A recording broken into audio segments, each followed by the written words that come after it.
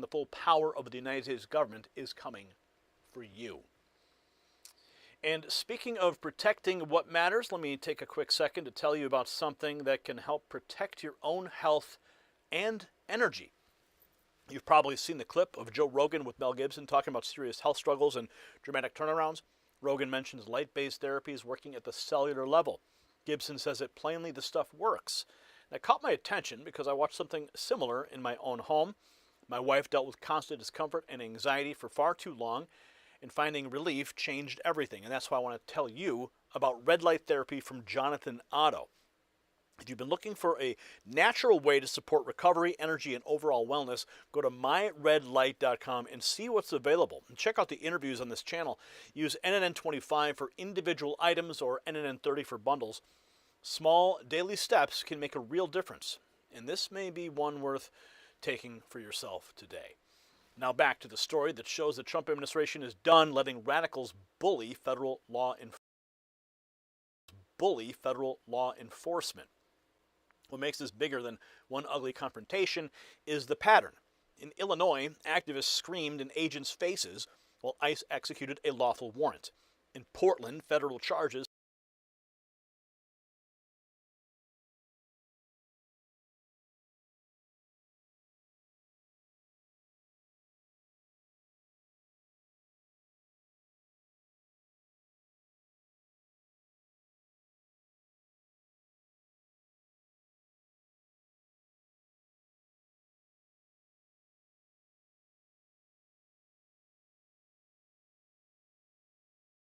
followed anti-ICE violence. In New Jersey, a suspect allegedly hit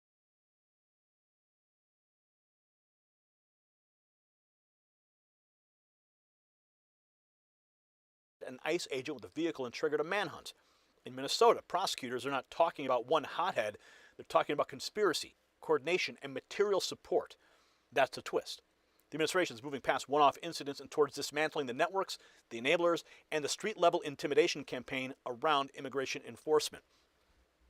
The massive manhunt underway after ICE-involved shooting in New Jersey tried ramming an agent and got shot and ran. Right now in New Jersey for a suspect accused of hitting an ICE agent with their car during an attempted arrest. It happened earlier today, and investigators say the agent fired a shot at the car as it sped away. Correspondent Alexis McAdams is live in New York with the latest. Hi, Alexis. Hey, John. So right now the feds are working to track down the driver who hit an ICE agent with his van and took off. We want to show you the scene. It happened around 9:30 this morning, so it was pretty active then in South Jersey. ICE telling Fox the agents were conducting a targeted traffic stop. So they say they knew exactly who they were looking for, had been following this person, trying to track down that target during the investigation. But the driver wouldn't stop, wouldn't pull over, and authorities say he just sped off and hit one ICE agent with the van. That agent opened fire, and according to local police, at least one of those bullets hit the back of the van. Incident occurred at 9:28 at 1400 Route 72. Back window was shot at by the officer. Last seen heading eastbound Route 72. So the ICE agent who was hit by that car is expected to be okay. No major injuries were reported, but we're waiting to get another update. The local police in Stafford Township, New Jersey, say they were not involved in the operation. Their statement, John, almost wanted to make that so clear to people. Say, hey, we're not working with ICE here. The department following New Jersey's strict anti-ICE laws set under Democrat. So that was New Jersey. An ICE agent rammed, suspect on the run. Local officials scrambling now. Watch the same anti-ICE mob playbook in Illinois where activists screamed in agents' faces even after being told a valid warrant was in hand. This happened in St. Charles, Illinois, Kane County Courthouse. They stated they had a warrant and told the crowd to back up. Activists got in their faces, repeatedly screamed, "Where's your warrant?" After being told they had one, then unleashed nonstop abuse. You're being an a-hole. I mean, you can see what's on your screen here, so I'm warning you, there is some strong language here in this clip. Tell you, get out the car. I'm gonna break your window. Where's your warrant? Where's your warrant? Where's your warrant? Where's your warrant? Hey. Where's your warrant? I got a warrant for his arrest. Open the door. I'm gonna break your window. Where is your warrant? No. Where is your Open the door. warrant? I'm gonna break it. Where is the warrant? Warrant.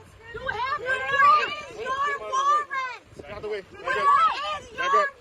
We're legally allowed to record. Where is your We're legally allowed to record. Back up. We are legally allowed to record. can record, We but are back up. legally allowed to You record. can record, You but know back we're up. legally allowed to record. can back up. Stop it. You can record, but You're back being an up. asshole. You're being an can record, asshole. but back Stop. up. I'm recording.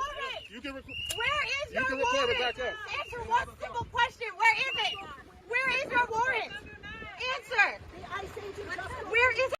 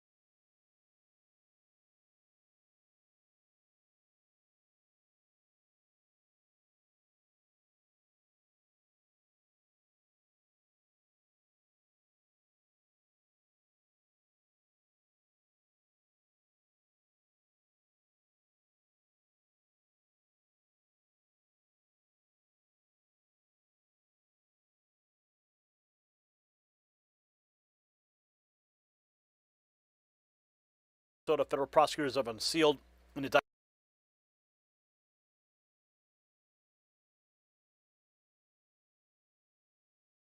indictment against 15 people with alleged Antifa ties accused of conspiring against ICE operations.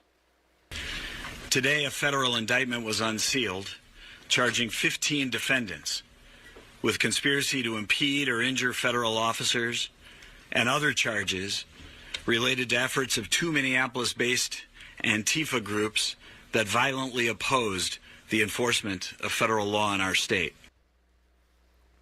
So the Minnesota indictments didn't come out of nowhere. Homeland Security lays out when investigators say they found planning, material support, coordinated attacks on federal officers. Working closely with the U.S. Attorney's Office, our investigation uncovered extensive planning, material support, and coordinated attacks against federal personnel and facilities.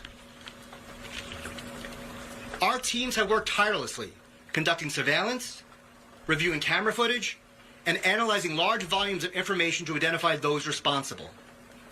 I want to thank all the agents and staff whose dedication and professionalism made these indictments possible. Our message is clear. You may not agree with the laws.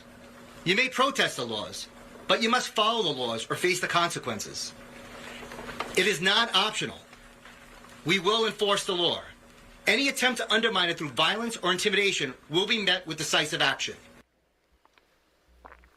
So while DHS says the net is tightening on the street thugs, the media still keeps running interference. Up next, Anna Navarro flatly denies Maduro sent criminals north. J.D. Vance on The View today pushes back with the facts. Used to work and be my colleague that have tried to find evidence of that. There is no evidence that Maduro was releasing people from insane asylums or jails like Fidel Castro did do. This was made up, and we just can't, accept it without pushing back. Anna, we know that there were people who were released from prisons who were encouraged to come into the United States. It wasn't like it was in the Mariel, Mr. Vice President. It wasn't where it was like a purposeful release, open up the jails, open up the insane asylums, and let people flood Florida. I lived through that in Miami. If you go, it may not have been like Mariel, but if you go back to the caravans that were happening in 22, 23, we know that those things were funded. They were in some ways supported by the government. There was absolutely. So I don't know how you define support or not support, but if people are encouraged to come into our country after having spent time in prison by their own governments, I think.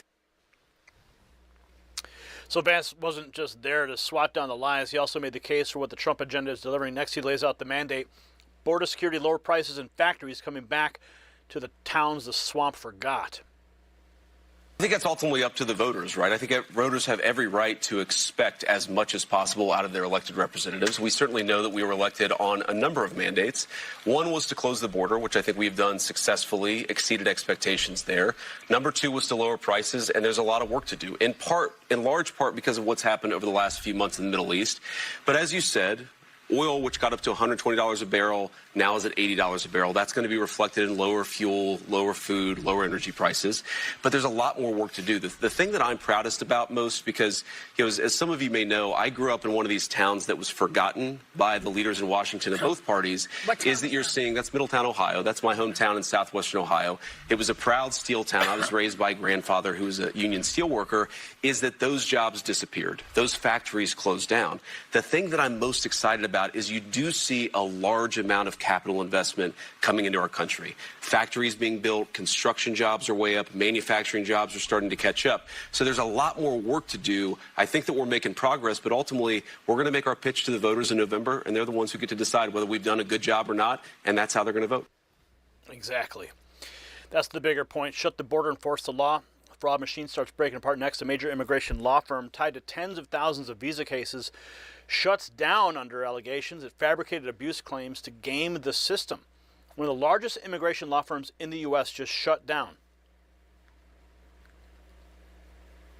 A bomb just exploded in the immigrant community, and fear is everywhere. Here's why. The largest immigration law firm in the United States, boom, just shut down. And why? Investigation for fraud. What was the fraud? Well, the attorney who owned the firm, her name is Alexandra Lozano.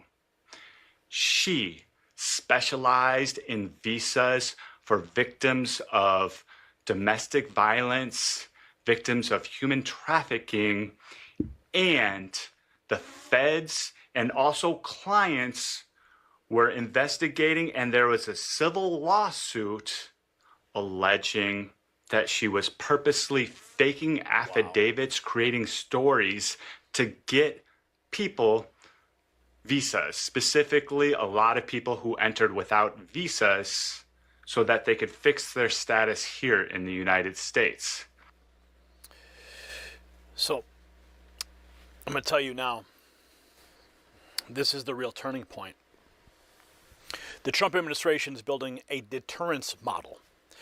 Not just arrests, but visible consequences. Not just cleaning up the border, but protecting the officers, the buildings, the vehicles, and operations that make enforcement possible. That's why the Minnesota case matters so much. Federal prosecutors are signaling that if the anti-ICE activity becomes organized, planned, funded, or violent, it can trigger a much broader legal response. Add the New Jersey manhunt, the Portland arrests, DHS promising decisive action, and a clear doctrine emerges.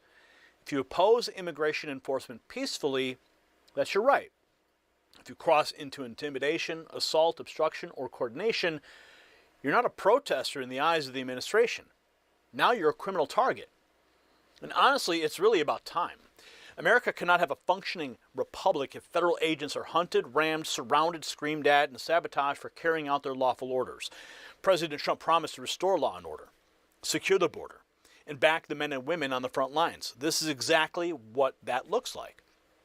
Vice President Vance said the border mandate has been met, and now we're seeing the follow-through. Consequences for the people who try to break the enforcement system from the outside, and as the immigration fraud scandal suggests, from the inside too. That's how serious governments act, and that is how you restore respect for the law. If you stand with ICE, if you believe attacks on federal officers should bring real punishment, if you think that the days of activist immunity should be over, share this report everywhere. Then comment below with a simple yes or no. Should anyone who obstructs or assaults ICE during an operation face automatic federal prosecution? If you haven't subscribed yet, do it now, because Next News will keep exposing the left and celebrating every America First win. But I want to make sure you get the news, because I've heard your messages, I've seen your comments. You're not getting notifications, you can't find us in the feeds, and there's a reason for that. It's because we're just telling the truth. Truth is treason in the empire of lies. So make sure you text raw feed to 844-840-4963. That's how you and I stay connected, even when the algorithm decides otherwise. And make sure you're celebrating all these wins by going to the merch shelf below this video. America 250 is here, so celebrate with us at shop.nextnewsnetwork.com.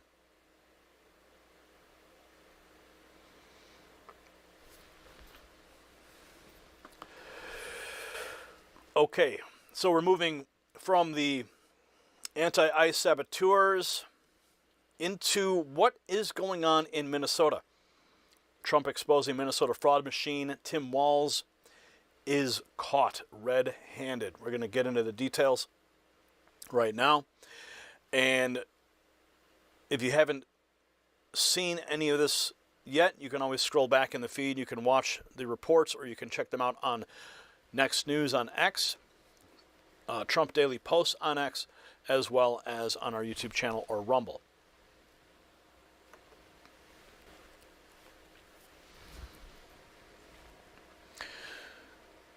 Right now, the biggest story is not the 8 SNAP suspects, not one Medicaid bust, and not even a Minnesota scandal.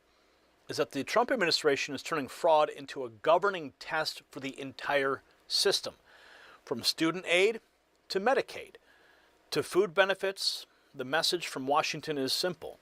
If taxpayer money moved without verification, someone is going to answer for it. And now Minnesota is becoming the symbol of what happens when public officials look the other way. The fraudsters use fake names, fake claims, and fake students, but the real question now is even bigger. Who allowed it to happen? I'll tell you why this matters to every American watching right now. Under President Trump and Vice President J.D. Vance, fraud is no longer being treated like a side issue buried in agency paperwork. The administration is building a whole-of-government crackdown around one core principle: verify everything, trust nothing, and hold officials accountable when they fail.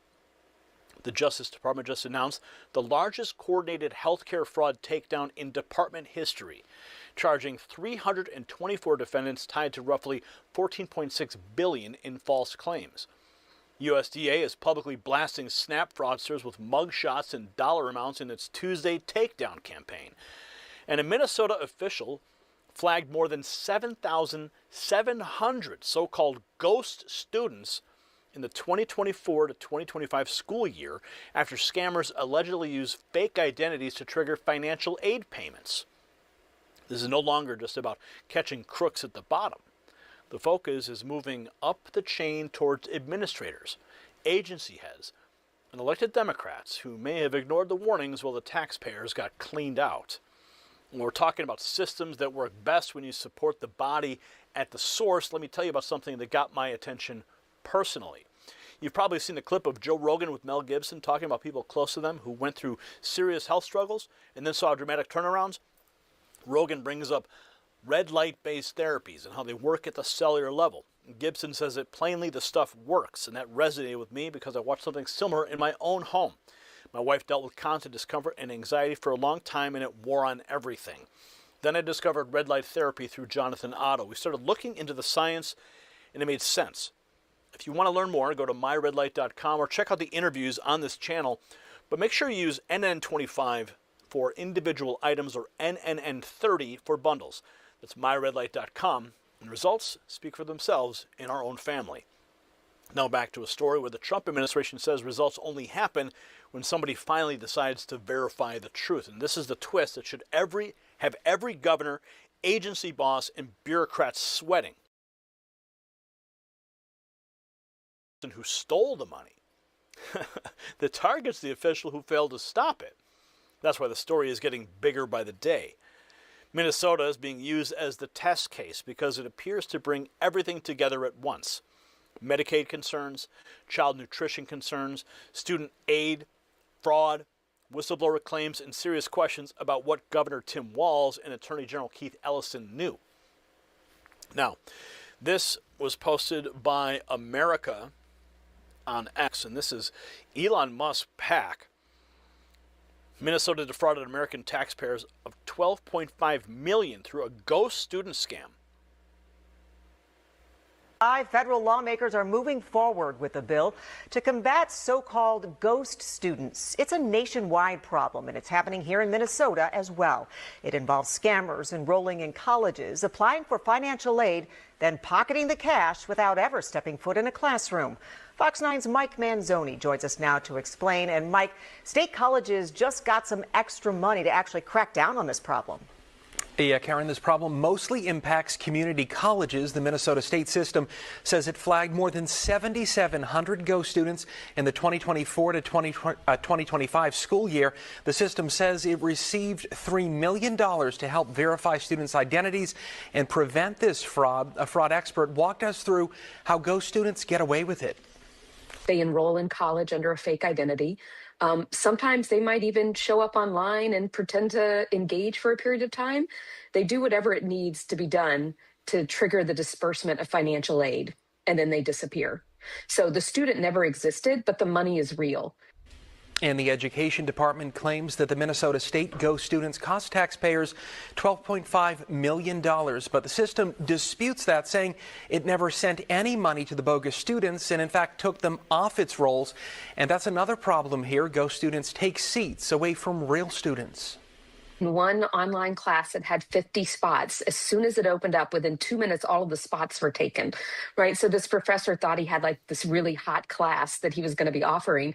And it turns out only 2 of the students enrolled in the class were real. The rest were all fake. And the bill at the federal level would flag colleges that enroll ghost students and allow for audits and other oversight measures. It still, though, needs to pass the Senate before heading to the president's desk, Karen. Wow, interesting. All right, thank you. So it wasn't just a few fake names clogging community college classes. Minnesota got hit with fraud pipeline that burned taxpayers for millions. Now, House Oversight is naming names, laying out how Tim Walz and Keith Ellison allegedly helped fuel a much bigger explosion. This from the House Oversight Committee. We just released a bombshell report exposing Walz and Ellison and their fraud. $9 billion in Medicaid loss, $300 million in federal child nutrition funds placed at serious risk. So they've just dropped the report. The cost of doing nothing, how Tim Walz and Keith Ellison fueled Minnesota's fraud explosion. So that report puts Walls and Ellison at the center of a mess. Next, a 20-year Minnesota employee goes public and says she was sidelined, ostracized, and put on leave after warning about the fraud. That Tim Walls was happily looking the other way. As Tim Walls' administration was referred to the DOJ and a Minnesota whistleblower gone public, she was intimidated for speaking out about third world fraudsters. Fox, she faced retaliation after sounding the alarm about fraud inside the state government, as the White House refers top Minnesota Democrats like Governor Tim Walz for a potential criminal investigation.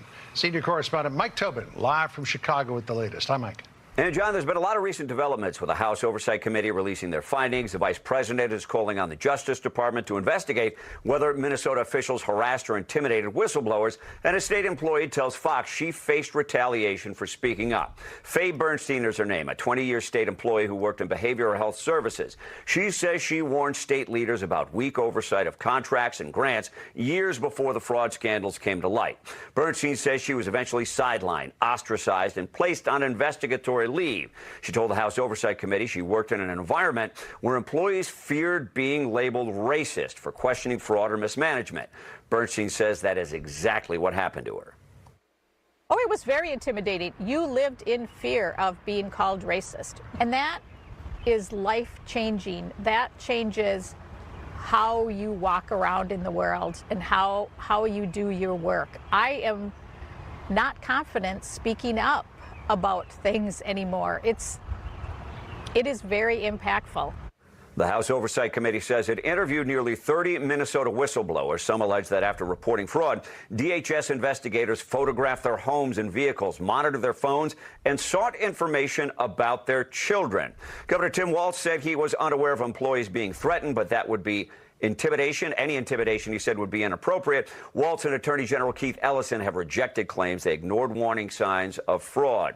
Now, the vice president said if Minnesota officials facilitated fraud, lied under oath, or harassed whistleblowers, they should be held accountable. Now, Bernstein says she doesn't believe criminal charges are warranted, but said some state officials should be fired over their handling of the fraud. John? I think they should be arrested. So that's how the whistleblower says the system punished the people.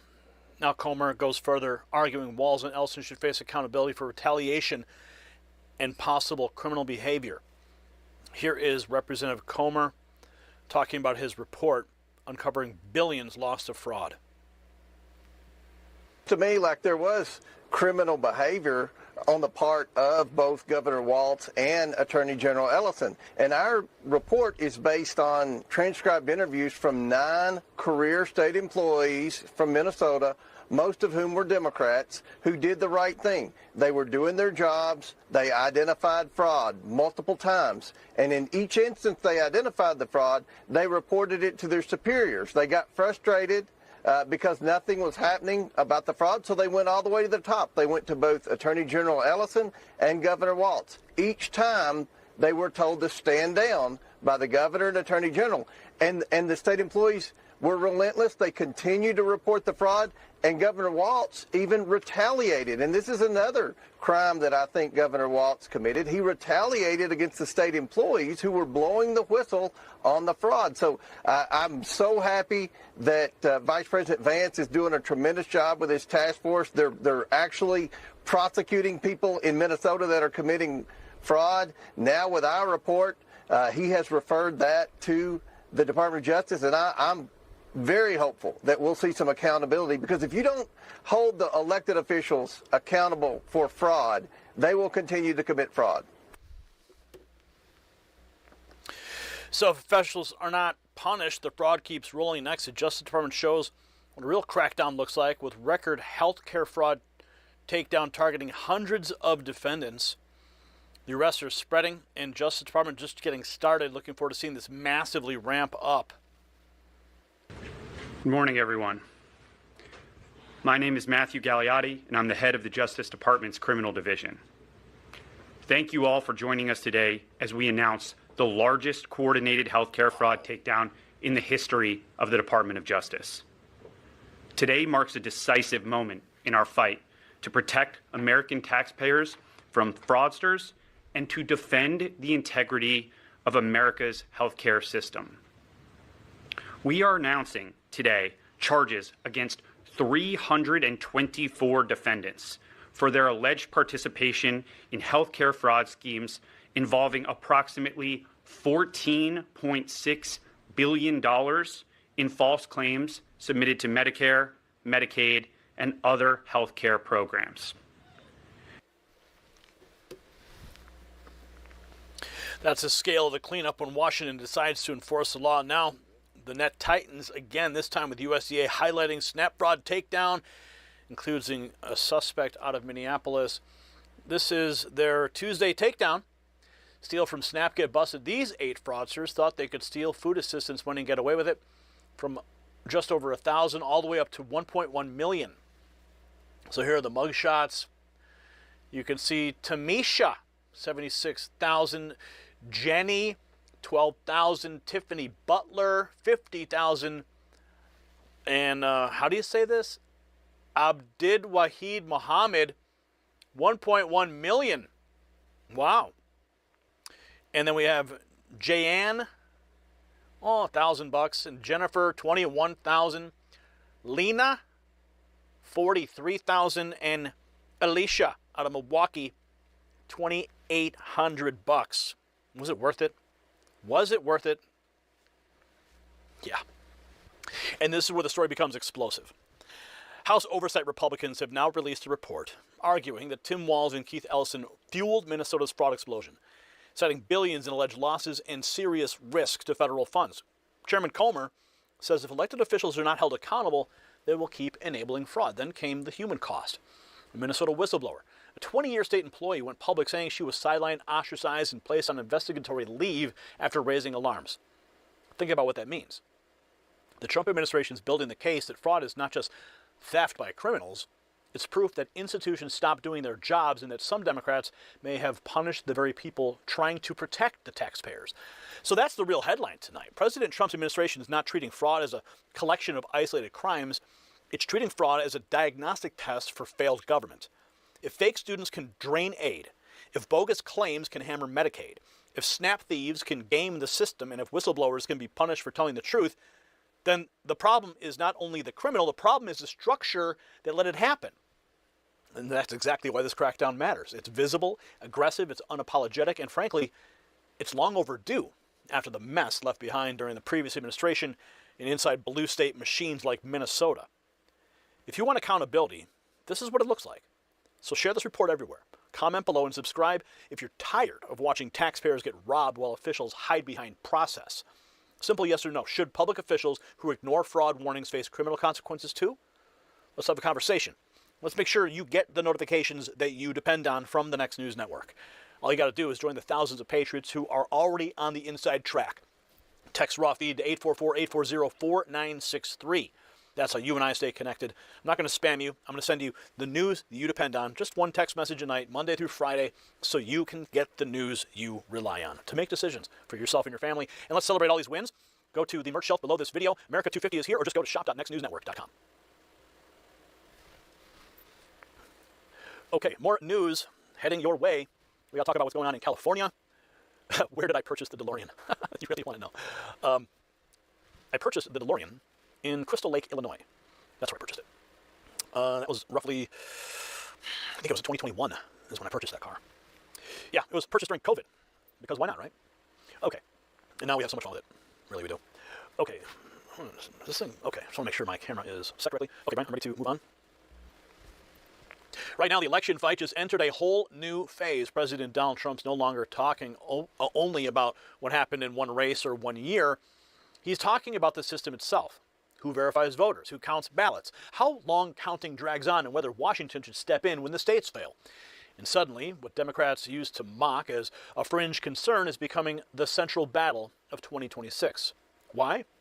Because a new criminal case, a California controversy, and even the polls are all pointing in the same direction.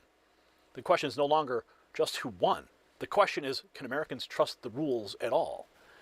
I'll tell you why this matters, because for years the establishment tried to reduce election integrity to a talking point, something they could sneer at on cable TV, while ordinary Americans watched late counts, changing rules, and wildly different standards from state to state.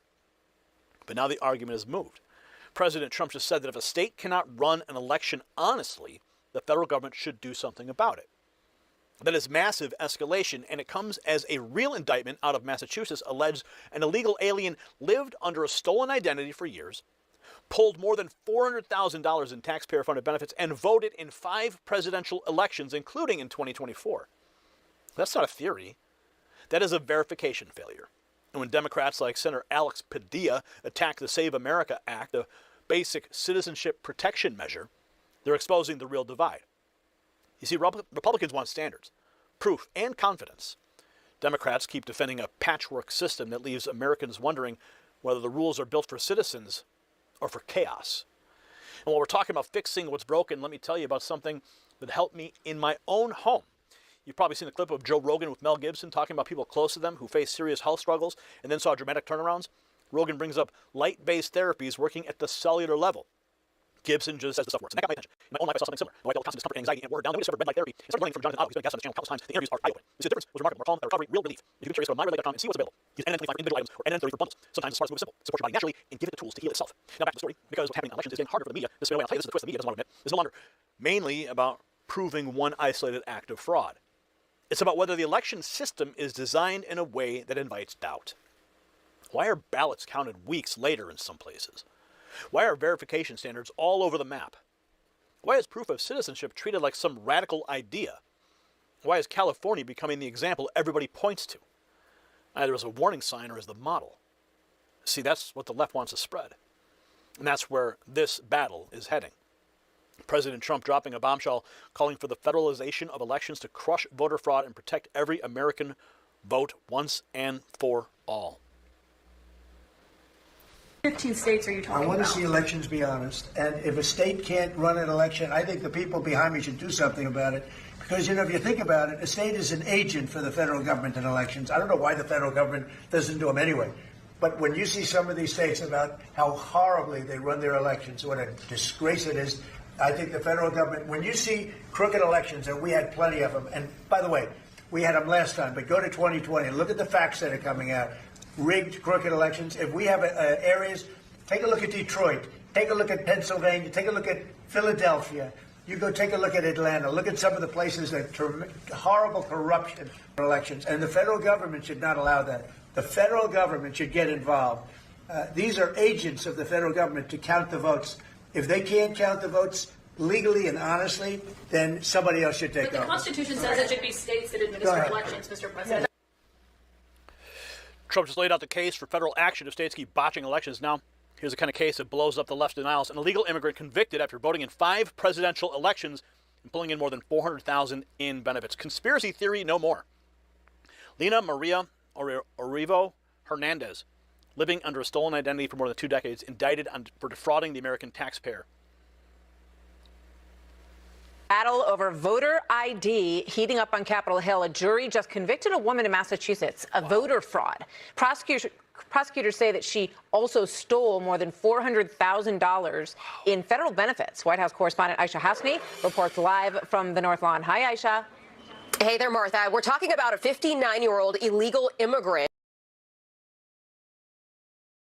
stole someone else's identity and then voted in the 2024 presidential election. Take a look at this photo here. This is Lina Maria Orovio Hernandez. In this picture, you can see her, Martha, wearing that I voted sticker that we all get when we go to cast our ballots. She's also convicted of stealing $400,000, as you mentioned, in benefits. She apparently used her fake identity to obtain multiple state IDs and also a passport. So the president this morning, or excuse me, on Sunday, posted this on Truth Social. America's elections are rigged, stolen, and a laughingstock all over the world. He is calling for voter ID, proof of citizenship, and bans on mail-in ballots as he supports the SAVE Act on Capitol Hill. That's a Republican-led voter ID bill that is expected to hit the floor of the House this week. House Minority Leader Hakeem Jeffries is claiming the bill is just an attempt by Republicans to rig the midterm elections. The question is that what Republicans are trying to do is to engage in clear and blatant voter suppression. They know that if there's a free and fair election in November, they're going to lose. Okay, but not all Democrats out there actually feel that way. And now, me as a Democrat, I do not believe that it's unreasonable or to show ID just to vote. And I remind everybody that less than a year ago in Wisconsin, they added that to the Constitution by a 63%. So it's not a radical idea for regular Americans to show your ID to vote. Martha. So that's why voter ID keeps winning with normal Americans, no matter how hard Democrats scream. Next, Senator Alex Padilla goes on TV claiming Republicans are the ones trying to rig the system with the SAVE Act. You said it at the top. This is a solution in search of a problem. All the studies, all the audits, all the reports show voter fraud is exceedingly rare. But there's a couple things we know about the administration. Number one, they don't like dissent. They don't like people disagreeing with them. Number two, they don't like accountability. That's why they resist congressional oversight so much, whether it's in the halls of Congress, at detention centers, or anywhere else. And third, they don't like people voting against them or against their agenda. And they're setting the stage to try to rig this November's election in so many ways before ballots are even cast. So Padilla says that securing the vote is the threat, which tells you everything about the playbook. Next up, Mike Johnson zeroes in on California's ballot counting and says the whole thing reeks. Speaking of fraud, the president keeps saying that there's election fraud in the California mayoral race. What evidence is there to prove that? You tell me, Manu. They are counting votes weeks after the election. We have entire nations with huge populations, like India, that can count their votes in 24 to 40 You're saying it's rigged like the president? I'm not saying it's rigged. I'm saying it stinks to high heaven, and everybody knows that. Let's remove the appearance of impropriety. Let's have what a concept. Let's have votes on an election the day of the election. That's what many states are able to do. I think California is playing around with this. But what evidence is there to prove that there was rigged? Some of these efforts are so diabolical and so far upstream it is impossible to prove. But I think everybody knows instinctively something is wrong here.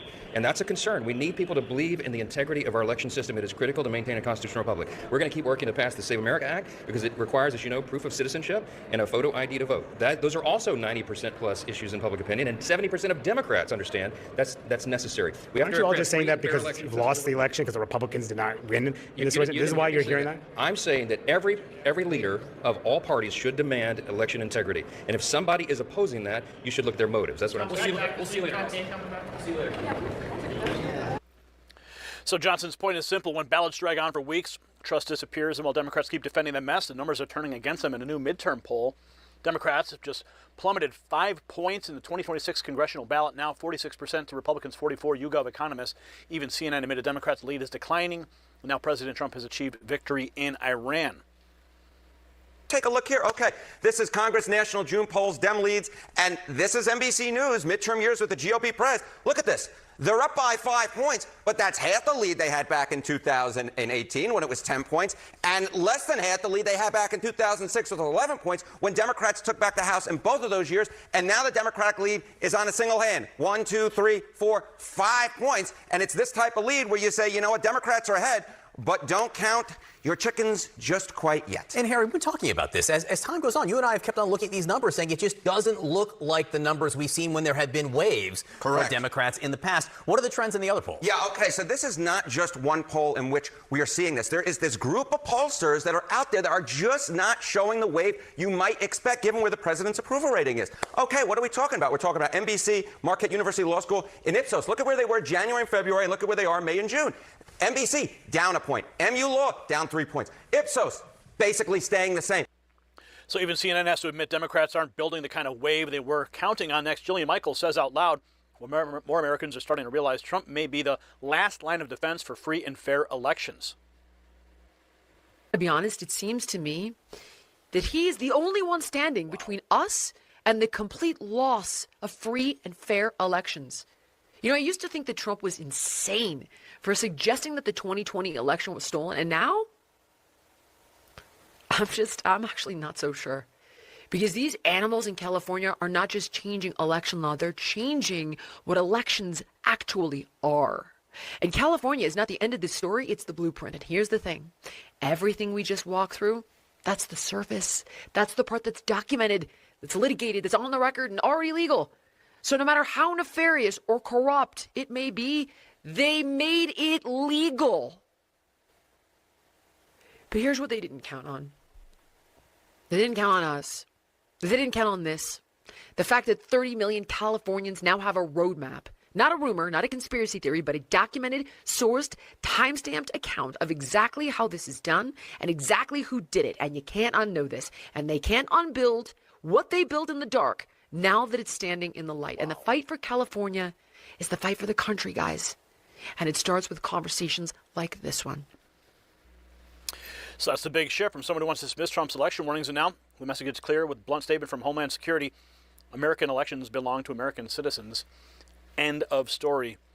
The only people who should be voting in federal elections are true American citizens. So it lays it out plain. Meanwhile, Los Angeles election fight gets even dirtier as Spencer Pratt hints he's got a recording that could force Karen Bass or Neetha Raman into disgrace. Doing and saying something that would make her resign in shame. So Karen, Nithya, ask yourself, is it possible that one of your employees may have a recording of you doing or saying something that would force you to resign in disgrace? And look, he said, I'm not one of the final two people in the race. He actually said you have a choice between Dumb and Dumber in another part of the video. This guy's not going away. No, that's an intriguing little tease. We'll see what they produce. But this is something, and I didn't want to be like a Debbie Downer over the course of this campaign, and I thought that he's a very interesting, captivating person. So it's not just accusations. Pratt is threatening receipts, and the pressure gets even worse for Karen Bass, where even her own brother is tied to a lawsuit hammering over the fire response. This from Trump Daily Post. LA Mayor Karen Bass' brother unites with Spencer Pratt to sue his sister, the LA mayor. A while ago, we Palisades fire victims are now in the discovery phase of our lawsuit against the state of California and the city of LA. Over the next weeks, you'll finally learn shocking details of how badly Karen and Newsom screwed our town, and they haven't done anything to change. No more lies. Now, Mayor Bass has publicly spoken about her brother's home burning, and her office writes in a statement, thousands of people are plaintiffs in this action, which names 18 public and private sector defendants. The city's attorney's office is responsible for defending the city and DWP in this lawsuit. A California Post reporter caught up with Bass last Thursday, and she did not answer questions on this matter. That's just a comment about your brother, Kenneth, suing the city. See you at the next one, Mayor. Just a comment, please. So Bass getting hit from every direction, including from her own family. But after Pratt said he had the evidence, what happened next raises even more questions. A fire breaks out at his former campaign headquarters. A fire broke out at former LA mayoral candidate Spencer Pratt's campaign office in Pacific Palisades this week. A photojournalist with the Palisadian Post captured this drone video of firefighters on the roof. They say light smoke was showing from the building on Palisades Drive just after 6 on Thursday evening. It took firefighters about an hour to knock down that fire. Arson units were requested, but there's still no word tonight on the cause of that fire. In a social media post, Pratt claimed this was the work of arsonists. So after the suspicious fire, the demand for answers only gets louder. Next, we get a sign this may be moving beyond talk, with U.S. Attorney in California expected a voter fraud probe to bring charges. U.S. Attorney in California suspects voter fraud investigation will result in charges. So what does this all really mean? It means that election integrity has become a structural argument, not just a retrospective one. Speaker Mike Johnson is calling out California for counts that drag on absurdly long. Jillian Michaels, not exactly a MAGA caricature, is openly saying Trump may be the only one standing between America and the collapse of free and fair elections. A U.S. attorney in California now suspects a voter fraud probe could produce charges. At the center of it all is one idea: standardization, the Save America Act, voter ID, citizenship verification, cleaner rolls, same-day clarity. That is why Trump's comments matter so much. The Trump administration and its allies are not merely contesting narratives anymore. They're building the case for national rules that put citizens first and restore public confidence. So don't let the pundits distract you with side drama and personalities.